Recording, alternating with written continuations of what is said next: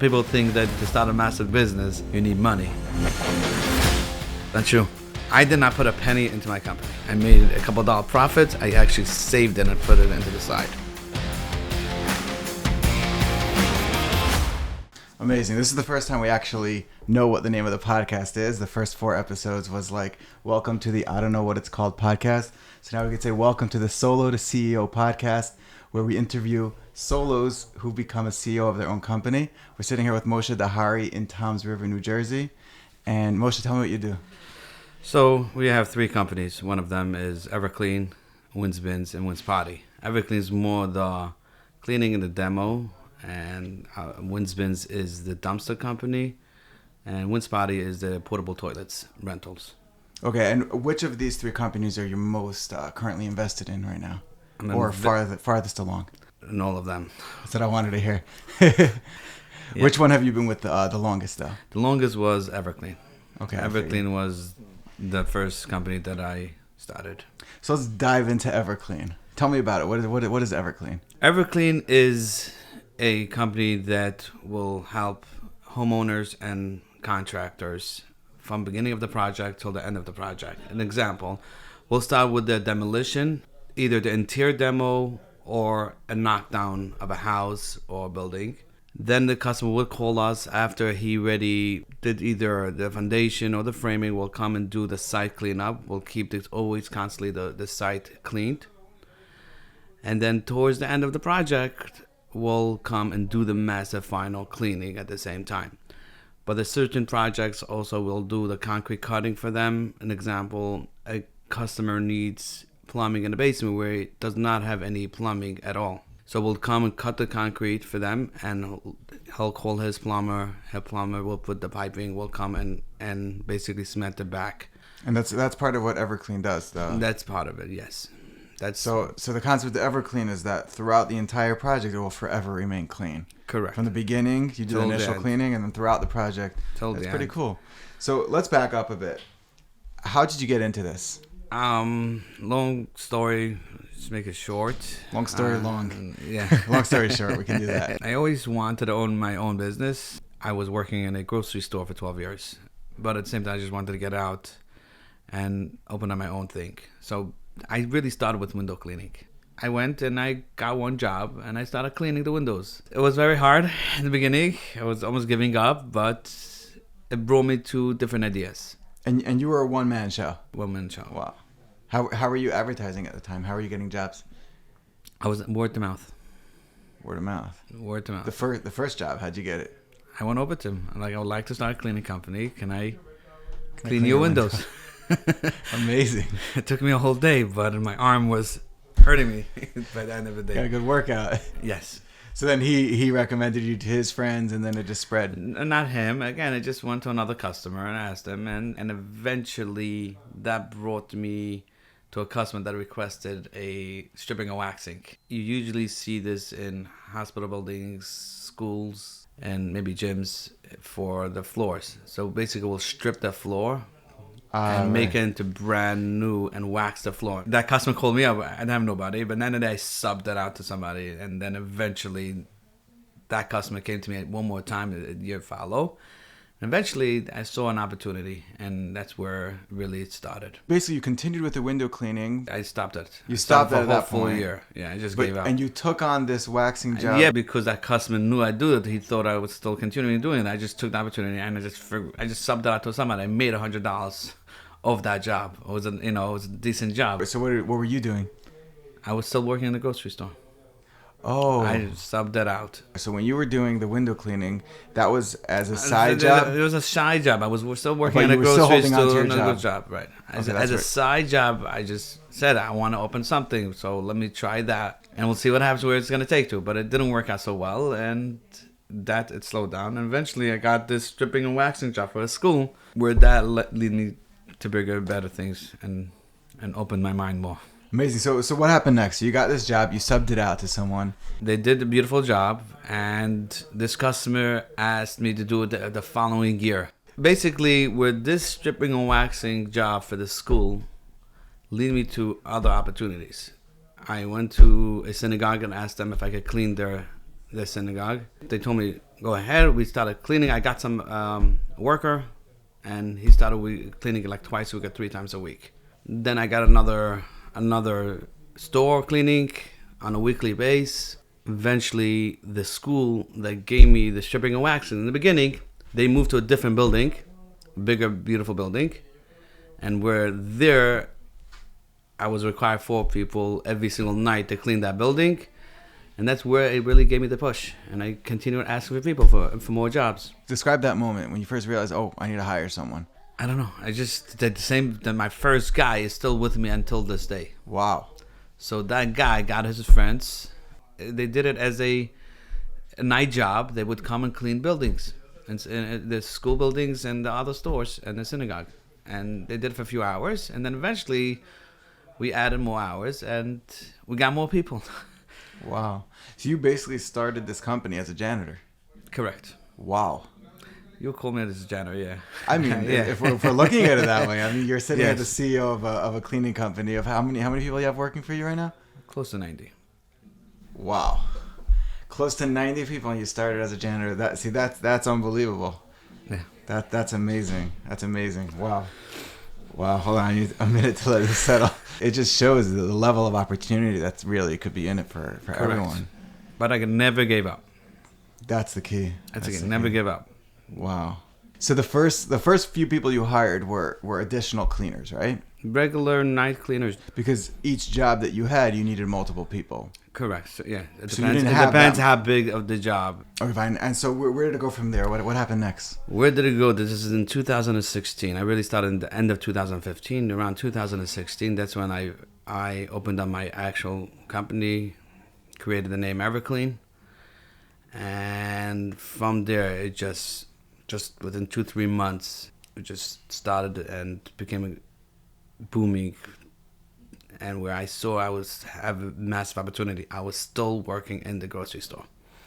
So I was really relying on this worker, who is by me till now, to make sure that everything's running. I would just send him the addresses, and he would just go and do it for me. So he wasn't just a cleaner; he was kind of managing the business. But he was the cleaner. He cleaned did both. and he just made sure that everything was running. But again, at that time we had only 2-3 people. It was not, it was only part-time jobs. Also, it was not full-time jobs. It's actually an interesting point that if you're a cleaner, you can be doing things while you're cleaning. You could be managing the business while you're cleaning in a certain sense. You could almost And always not answer a phone call. everybody has that kind of skills.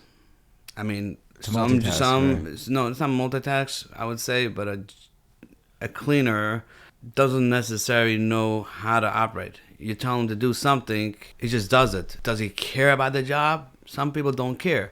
I was lucky that this guy cared and stayed with me the whole time, because otherwise he would have just walked off. He saw the potential, He saw a massive potential, and eventually it really helped me out a lot. and he's still with you today. In what capacity is he with you? He's right now? actually a manager, manages basically all the guys. So he jumps from site to site. So he doesn't actually clean now. He's just all over the He place. does sometimes when he needs. If someone needs to be trained or there's emergency jobs that I need his help, he will be there for me. Wow. He'll be here. He's day and night. I would call him 3-4 o'clock in emergency or something happened, and he'll be always there. I had one time when it was Christmas. A few guys supposed to come with him. None of them showed up. He went to the synagogues and he cleaned all those synagogues. But I realized I felt so bad, and I went and helped him. I went there and helped him, and I it's started Saturday cleaning shuls with him. So Saturday night, you guys are out there cleaning synagogues until like 3 a.m. I would say 5-6 in the morning. Wow, the CEO and the project manager are... Wow, that's unbelievable. It was a different occasion than me and him scrubbed the whole store, brand new store that was supposed to open the next day, and a few guys didn't show up that night. And at the time, you had 90 employees. At that time, no. Oh, that was at the beginning. That was just the beginning, and I was there, and we did it. That was in the beginning. So now this is 7 years later. When was the last time you cleaned anything? I always clean. Are you always cleaning? I always clean. In my company, I call myself the janitor, the head janitor, just because I can't really ask people to clean anything. So I'm the one that takes out the garbage. But But I'm still the janitor at my house, though. Every man's gonna be the janitor of his house if he wants to stay married, right? So what happened next? So at this point, you had your initial hire, and then the other people that you had hired with you, they were with you steady or job to job? No, I would have one guy for one night. I would have a guy for a week and walk away. He was not making enough money. Some people didn't see any potential into it.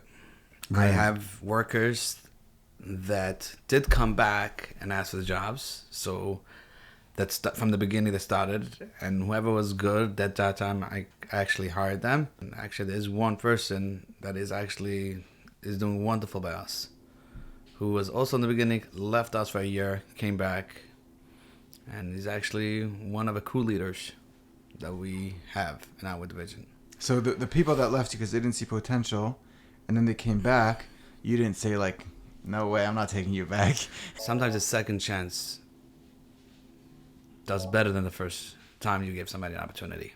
Because now they could trust you, and now they could feel comfortable working for somebody where the company grew. Right. Also, when someone leaves a company because they don't see potential, they're really everyone's looking out for themselves. And there's different types of brains that work in different ways, and you're not necessarily looking for someone that's going to be, a visionary who's looking for at the future of the company. You might just want someone who's in the moment, managing what's going on. And if his way of thinking leads him to leave when he doesn't see it going well, it doesn't necessarily mean when he comes back that he's not going to be fully committed. It could mean that, but it doesn't necessarily mean that. So what was the next step that you took? So the next step that I took, I had a close friend of mine who was actually using me for cleaning houses that he would buy and then flip it and sell it. He was one of my first people that gave me an opportunity to start cleaning. So I cleaned one of his houses, and then the next project he gave me was, would you do a small demo, an interior demo, knock down a few walls, a kitchen. I said, I'm a cleaning company, I'm not a demo guy, but let me try. He's like, yeah, go ahead. So I called my main guy, and I told the guy, would you want to do a demo? I was like, yes. He didn't say, I don't know how to do it. We had no clue what we were doing. Didn't you need like specific equipment for demolition? We had nothing. By the way, we started with $0. Not even a broomstick. Not even a broomstick. You said it correctly. Nothing. Some people think that to start a massive big business, you need money. It's not true. One would think that, yeah. I mean, again, I did not put a penny into my company. I didn't start it with a penny. Nothing. He did a job for me. I paid him. Customer paid me. I made a couple $1 profits. I actually saved it and put it into the side. And what was that like, putting aside every penny that came in? It was actually great. I felt great because at the end of the day, I never used my personal money into this business. It just, whatever profit came in, I just rolled it. And I never took out nothing for the first couple of years. That's a really responsible way to start. There was a few things you pointed out. It was number one that you said you never left your job until you're. I was there for 2 years till I left. Right, until you knew that this thing was kicking off, was actually taking off, and you actually had to leave, right? That until then you actually stuck it out. So that's number one. And number two, you didn't put any of your personal money in your business. Correct. Right? In some cases you have to, but in your case you didn't do it unless you had to, and you didn't.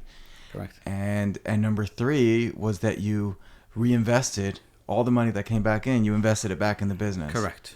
Those are three things that most people don't manage to do Correct. properly. And a lot of people are very afraid to start because either they don't have the money or they are very nervous to start something because they don't have the money, they don't have the resource. Again, I had no resource. I had no clue what I'm doing. I'll be honest. I had no clue. I did nothing. I knew how to clean a floor. I knew how to mop a floor. There's also very detailed information that goes into cleaning. I had no clue. So I was saying, I'll go back what I was saying to the demo job. I had no clue. I had no tools, no hammers, no nothing. We went there. We bought hammers, drills, whatever was necessary, crowbars, and a few other tiny tools. It's probably a $200 investment or whatever that it was. We did that job. And we hauled it away. Again, that $200 initial investment for a demo. Now we have a few demo tools we put into the side. And when the next demo job would come, hopefully to use it, we bought tools as we needed. That means we did a job and we needed a special tool. We went and bought it. I'm unfortunately the opposite. I buy the tools when I think I might need it. and that's why I have so much extra gear. I don't recommend it. I won't recommend because a lot of your profits that I've seen in stores, groceries, or any other companies, what eats your profit is your storage, is your inventory. So it means if you're going to buy products or tools and it just sits, so technically your money could be reinvesting into other things, we're just sitting on the shelf. A lot of the time it's just a waste of money. If you actually went ahead and wrote down every single Amazon purchase and then you look at it, so when you're buying a little bit at a time, it's not such a big deal. But when you look at it, over the course of a month, and you're like, maybe we don't need all that stuff. But imagine if you had to buy something just to start a demo, you need to spend $20,000-$30,000. Right. It's a big number. I never felt that big number when I bought. Like an example, if I have to buy today an excavator, and I need it, it's $100,000 price tag, but I'm gonna need it. So my price, $100,000, is not the same when I started. Imagine if I had to pay $100,000 in the beginning. It would hurt me a lot. Wow.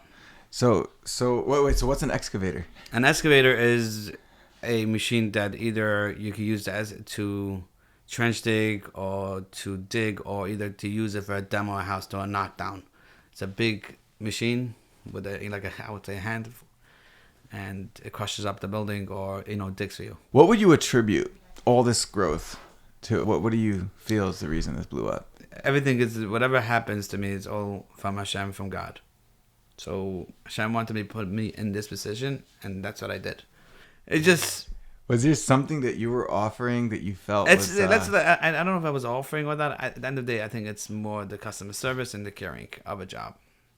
But between me and you, I'm a nice guy. I don't know. No, but I think you hit it. I think that's what it is. I feel that as long as you're providing good customer service, you're most likely going to succeed. Correct. So, yeah, 100%. It Obviously, is, at the end of the day, it is the customer service. And people want that. They feel that you do care about their project, and they repeatedly come back to you. Not just that, they refer you to other people. And that's where it really blew up tremendously. The first 2 years, I never put any ads, nothing. It's really word of mouth. People liked my service. They cared about my company, and they were trying to help me as much as possible. People did not believe that I got to this stage. I'm sure you don't believe it either. I still don't believe it. It really exploded, really, when I left the grocery store, and I had approximately 20 guys working for me. I would say 5 full-time, or maybe 8 full-time at that time.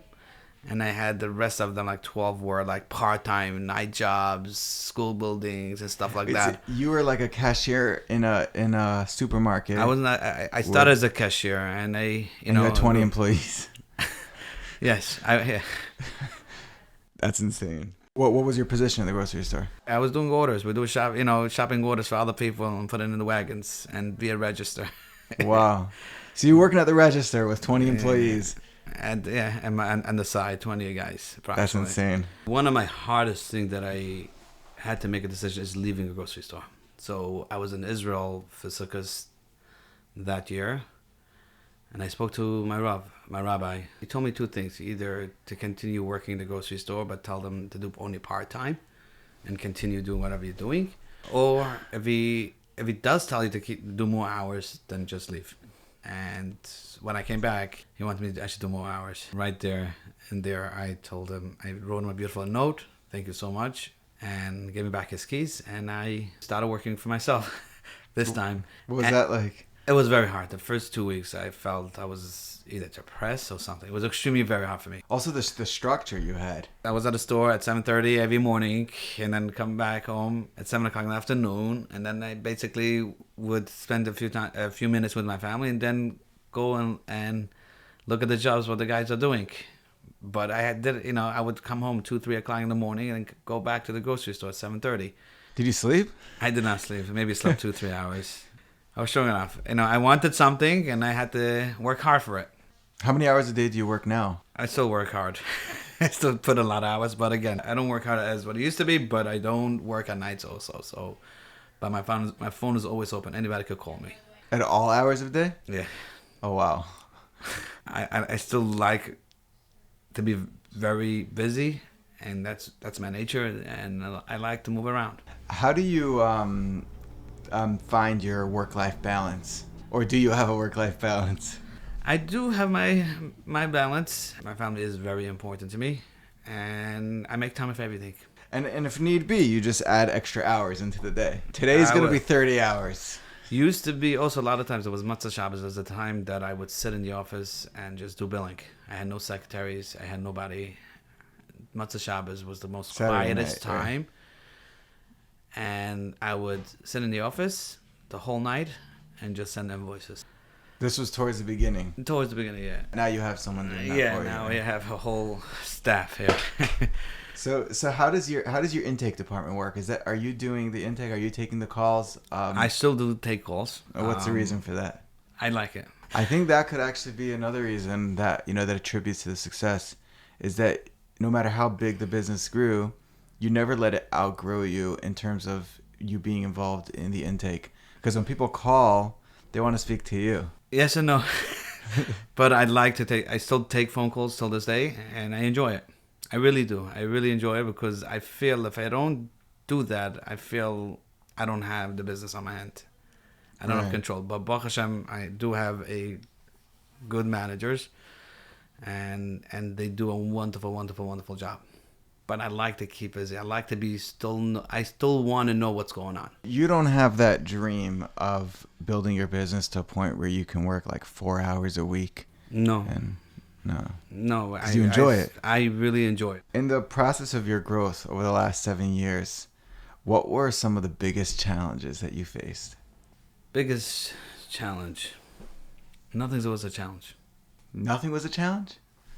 My biggest challenge was leaving a grocery store and going by myself. That was my biggest challenge. Why is that? I don't know. Either because I'm very loyal to somebody. When I'm loyal to someone, I don't like just to walk off somebody and just walk away. I never say no to nobody.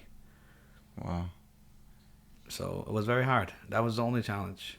Anything that goes wrong even, or any challenges like employees and stuff like that, I'll be honest with you, I really have faith in God. He brought everybody to me. There were times that it was challenges, it was hard, but I just had to let it go. And Hashem made everything happen. There were sometimes customers would call me and I would promise them that I'm going to come clean it today.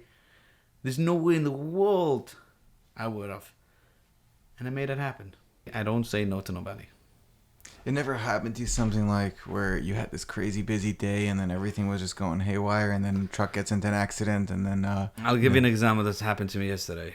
One of the drivers is going to come on time. That's okay. We just hired another driver who was extremely very slow. And another driver said he might call out for tomorrow. And the other driver his license was expired yesterday. So he can drive the truck tomorrow. I have only one driver. I had 25 stops, 30 stops. He's not going to get it done. He's just not. So then suddenly the other driver called me back that he's coming. The other guy renewed his license this morning and things just changed. I don't know. I may have seen him at the DMV. I was there this morning too. My license also expired. So it just works out. I don't know. Again, there is days that the truck breaks down. I have only one truck on the road, but I make things happen. I just make things happen. So the key is really, no matter what happens, just to just get it done, no excuses. Get it done, no excuses, and be patient. If I could be Jewish for a second, Yeshua's Hashem Keharafayin. Correct. God's help comes in the blink of an eye. That's what it is. You just have to wait for that blink. You just have to wait. I really feel part of my whole thing is really faith in Hashem. And believing in every minute that goes in this company is all B'yad Hashem. When you're a God-fearing individual, it definitely makes things a lot easier to absorb, to handle. When things go down, you believe that it's going to be, it's going to be okay. If it doesn't seem okay, it's still okay because you don't know what okay means. Correct. In the moment. Correct. What was it that caused you to want to start marketing your business, going from word of mouth to... It's from word to mouth. So basically, when I left the grocery store, I actually just was doing whatever I could do. So was times I was bored. I was going crazy, but I did other things. I bought 2 houses at that time out of nowhere, and we invested that. But I invested in real estate, and Hashem helped me out there also. Around that year, about 3-4 months after I left, or 6 months, I got hit by the Department of Labor. What did they hit you with? I didn't pay the workers overtime. So obviously you have to pay. It's very important to pay every single worker overtime. At that time, I did not know the laws. I did not know too much what's going on. So one of your employees snitched on you? Yes. Ouch. So right there, I was facing a $200,000 fines. I did not know what to do. And this didn't make it to your list of challenges that you faced? I don't call this a challenge. That's not the challenge. A little blip. It wasn't. It's one of the things. Again, it wasn't a challenge because it's all beyond Hashem. If I tell you every single detail what went through there, and I should show you what I have, voice notes, emails, and you're like, what? Doesn't make sense. It's just beyond Hashem. When you first saw that letter or got that call, I got that call. Actually, my wife was in Israel at that time. I was taking care of my kids. I was in my house, and I got a call from the Department of Labor. We want to order your books. I didn't have books. I didn't pay. What books? I had nothing there. I'm serious. I was still in my house. I had a small water heater closet. I put a small tiny desk, and that was my office. It was like 5 by 5. That's it. Baruch Hashem really helped me. It was a 1-month process. Right before everything worked out, I met a friend of mine. His name is Noach Stern. He was telling Moshe, you're too down. I was like, no, I'm not down. I'll be okay. But he was like pushing me. I should tell him I told him what was going on. I thought I would love to sell this company and just walk out. He offered me, then I'll give to you $150. It was $150,000 he wanted it. I was like, okay, I'm willing to sell.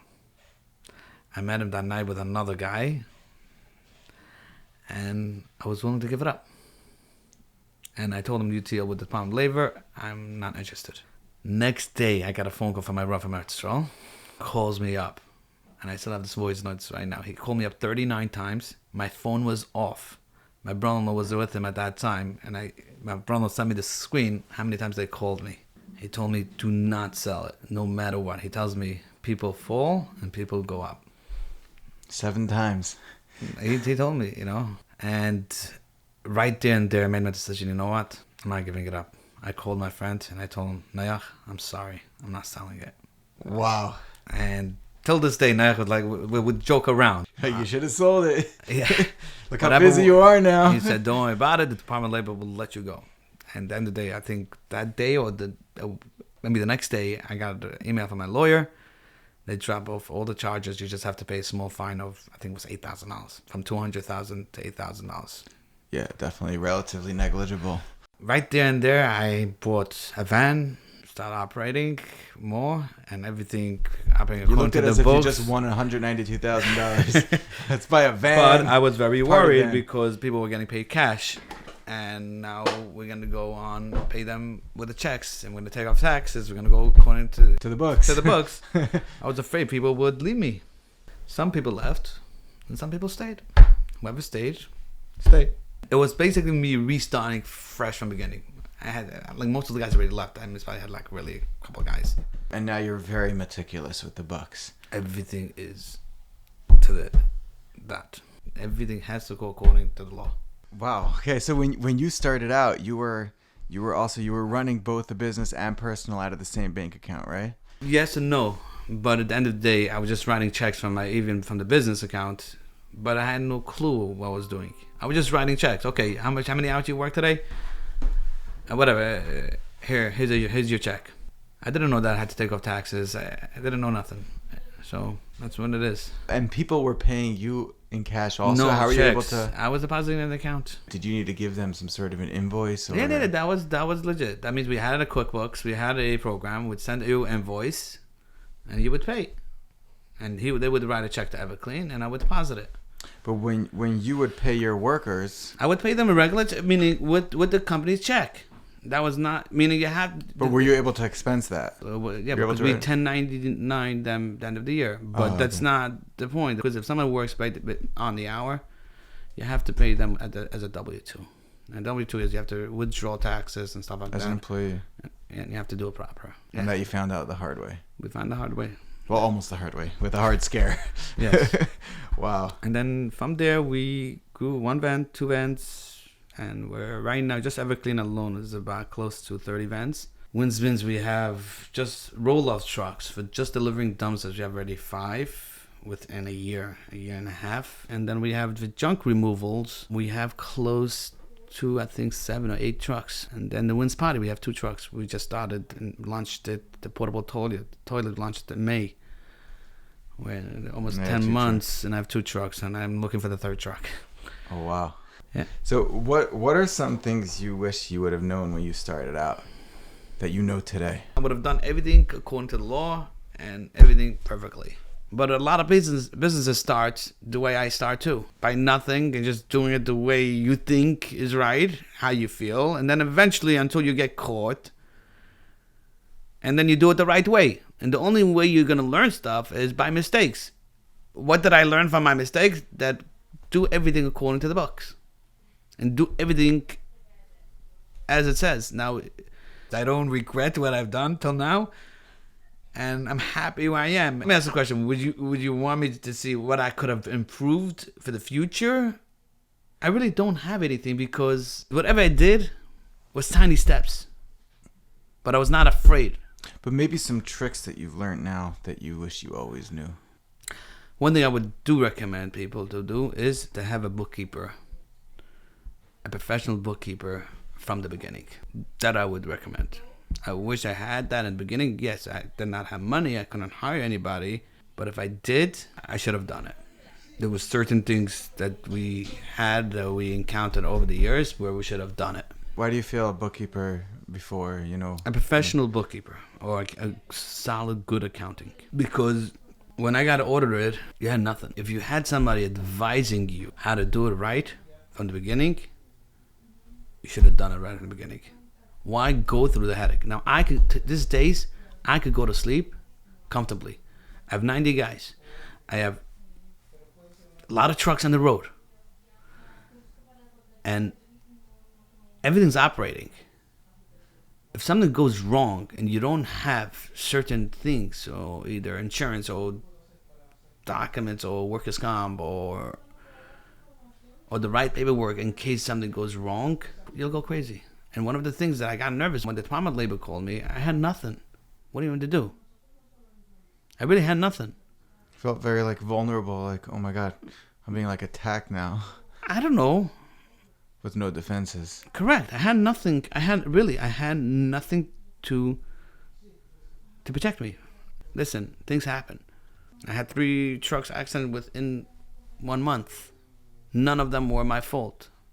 It could be somebody just crash into one of your trucks. But you're covered. But I'm covered. I can sleep. So your advice to any business owner my business owner is do everything according to the books. It might cost you a couple of dollars more, but it's worth it every single penny. So to systematically work your way through building the business. But slowly. Incrementally. Right. And do it right. But to do it systematically, to do it properly. Correct. Because that's going to lead you to better things and better decisions, and because you have everything in order. What do you think about mentors and having coaches? One thing is you should have a coach. People should speak to people, advice who are in the industry, and talk to people. Get the feeling. Be very open-minded. Get the feeling. It might not be for you, but you might learn something out of it. To speak to people specifically in the industry you want to go into, or to speak to people in general that are, running a company? Either running a company or in that industry where you're in. You never know what you're going to learn from that person. And also, one thing is, I do believe people should talk to their competitions. But some competition are dishonest, where they might you'll give them information while they're going to take your information and turn it around the wrong way. So how do you combat that? Meaning, what level of communication should people have with their competition? How should they communicate with them? Again, learning from their mistakes also. Sometimes they get into a mistake. There's something that I did not know how to clean an item or whatever. It's too hard. It's rust or whatever situation it is. There's certain chemicals. If another competition would tell you how to help you how to clean that part, it'll be very nice of each other. So that's also another learning experience that I had with other people. But there are some competitions that you just have to be careful. They'll tell you, oh, it's a great idea to go ahead and do that. But you just got to be careful. But again, obviously, people might not like this decision, but I like to be friendly with everybody. Yeah. People have came to me and sat down with advice. I helped them, and they're actually doing extremely very well these days. I'm very open to anybody that wants to open the business. I'm here to help as long be a mensch. Be a man. Be a gentleman. It's also with the understanding that there's plenty of people that need pretty much every service, and if someone else opens something up, it doesn't mean that you're not going to get clients. It just means that, like always, you just have to be on top of your game. Be uncommon, stand out, be different, be special, be unique. Correct. So my thing is, I try to help others. It's one thing, help other people. Do you feel that by helping people, it helps advance your business directly? Yeah, because this is what Hashem wants for me. That's what God wants it. He put me here for a reason. He really did. And if that's gonna help somebody else, I'm very happy. So one last question: how do you market right now? What do you do to market your business right now? Because once you scale past a certain point, word of mouth is not going to be. It's not going to. So it's really WhatsApp statuses a lot. I just put in my WhatsApp of what do I do. On your own WhatsApp. Yeah. Okay. And I would do twice a year. I would send that to a few friends, and if they could put in their status, and that's basically it. And you don't do any paid advertising? I don't like doing it because what happens is if I go with somebody and I advertise with him for a year or half a year, whatever that is, I feel like the second I stop, they get a different vendor to do the same thing what I'm doing. Oh, they're gonna find someone that's gonna be. And I just feel now, if me to go back and put my ad there, I just feel like, what is it? Now I'm fighting back. I won. It's not right. No, just let it go. And I won't advertise at all. And other companies call me up. I was like, you have a cleaning company on your list? I'm not doing it. But do you do any sort of marketing or? The only thing I do is LBA. I don't know if you have heard of them. I have a few of them. Lakewood Basketball Association? Yeah. We sponsor some leagues, some teams. Usually I like to sponsor for young kids and teenagers. I'm very happy to be the number one sponsor and the most sponsored companies in LBA. I enjoy it because it keeps a kid out of trouble and it keeps somebody smiling, regardless if I lose or win the champions. The main thing is people are happy when they're off the street. Tell me about LBA because I've seen it only on bumper stickers. LBA is a league from basketball, baseball, volleyball. Jewish sport leagues. Jewish sport leagues from, I think, primary, married till whatever, adults. And they have all different divisions. And every team is sponsored by a different company. So I would choose the younger division. I would sponsor like 3-4 times a season. And I'm very happy, proud sponsor. Wow. So before we end off, is there? I don't think we ended off right. There's more stuff to the company that we didn't even mention. So that's where right into is. it. Well, Yes. what did I fail to cover? You didn't fail to cover. No, you just did not know that, and that is the problem that people don't know what I do. They So only talk to me, I wanna certain hear. parts of the company that we do. So, and then basically after the whole Department of Labor, we bought 1 or 2 vans, and we basically grew it into from obviously the demolition, the concrete cutting, the coil drilling department, floor covering while after they put tiles, and obviously the site cleanup. And basically we grew up tremendously to a stage where we decided, instead of having us from different dumpster companies to deliver us dumpsters, we decided we're going to do our junk removal. But to have a junk removal, everything has to go according to the books, and you have to have a special license for that. Usually it takes about 3-4 years just to get that license. So what I did was, there's no loopholes to get it faster and stuff like that. So what I did is I went and I bought a company by the name Wynn, where I became like a partner with them so I can operate immediately until the DEP approves this sale of transfer to me. It took about 2 years, but what we did is we started with a small box truck and put all the junk in the back. We go to the landfill, dump it there, because otherwise you can't go to the landfill and throw out trash there without this license. And then eventually I decided enough is enough. I'm gonna have my own dumpsters and deliver dumpsters and rent dumpsters, and that's where Wynn's dumpsters came alive. And we only started about a year and a half ago. We own over 300 dumpsters. And 300 dumpsters? Yes. And we have about 5 trucks. But we also broker all over the United States. So if a customer is doing a job in Connecticut, I'm not going to drive my truck all the way down to deliver a dumpster. We work with other vendors there, and we broker the jobs there. So we do all over the United States. We have done in Florida, Connecticut, Georgia, South Carolina, North Carolina, Pennsylvania. I've delivered a dumpster to California and other states. But mostly the East Coast, though. Yeah.